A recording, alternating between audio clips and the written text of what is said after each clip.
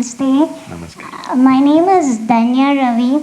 Talking about my health condition, I'm born with a rare genetic disease called osteogenesis imperfecta, commonly known as brittle bone disease, which means my bones are extremely fragile, just like a glass.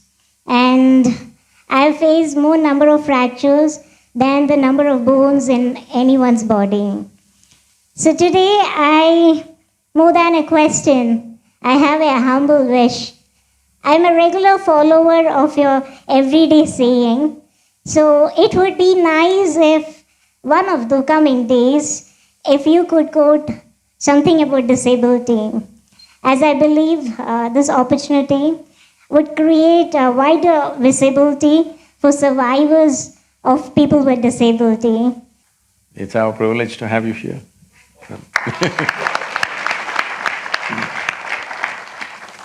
Well… With another question? Here maybe? Oh, sorry.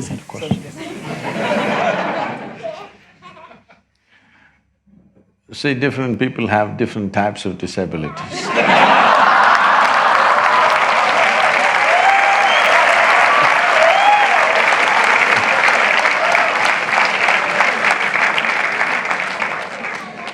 See, life has come in so many forms, but societies have decided what is normal and what is not normal.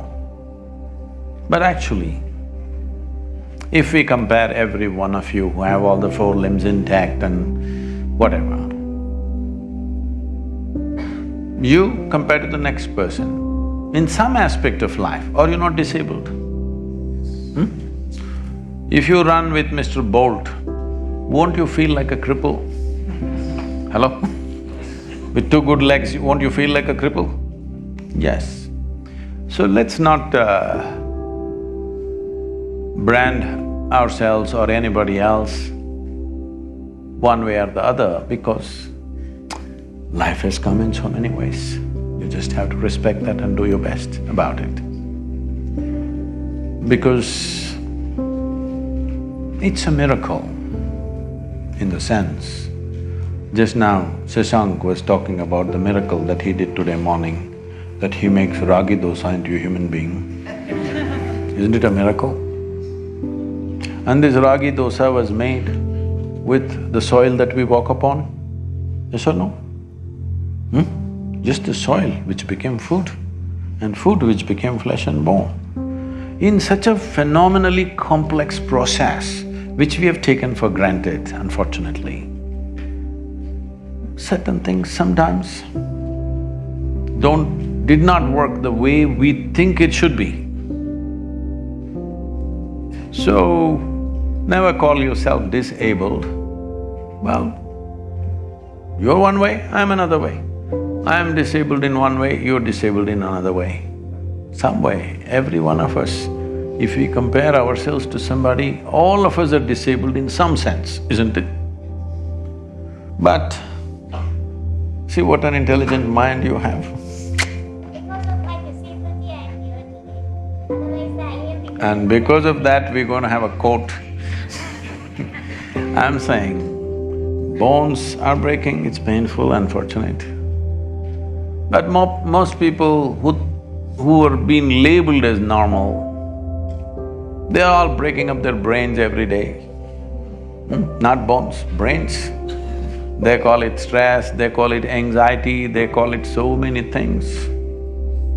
But literally breaking up the brain, isn't it, in some way? The whys and whats are not necessary because we need to understand the physical form is a mechanical process.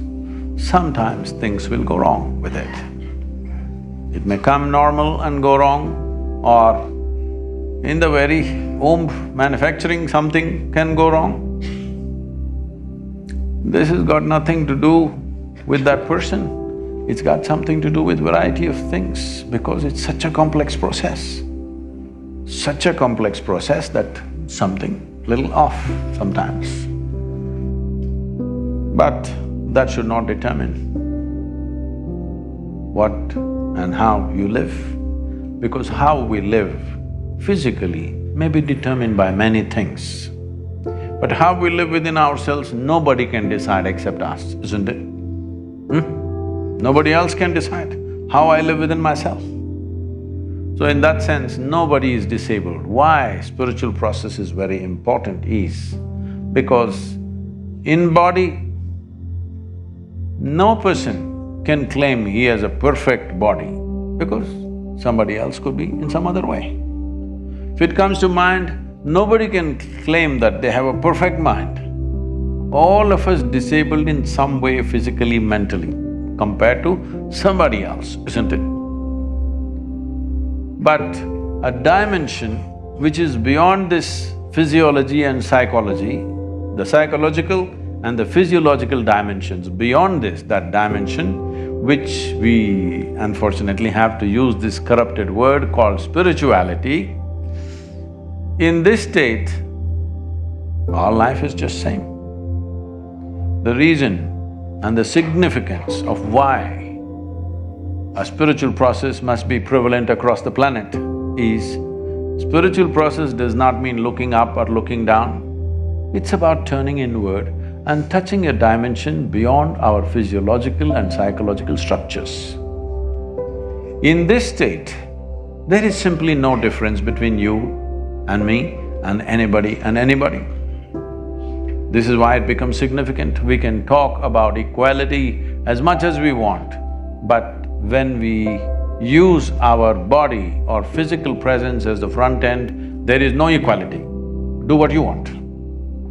If we use our mind as the front end, no equality, do whatever you want. One is like that, one is like this, one is like that, this is how it is. But if we use this dimension of life which is beyond our body and mind, these two accumulations of body and mind, beyond this if you look, here everything is same.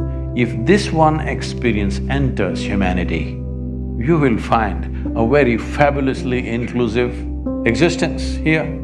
Doesn't matter who's come with what capability or not, everything, every life will have a place. But right now, we are setting standards based on physiological and psychological competence and saying, this is standard, this is substandard. No, don't do that.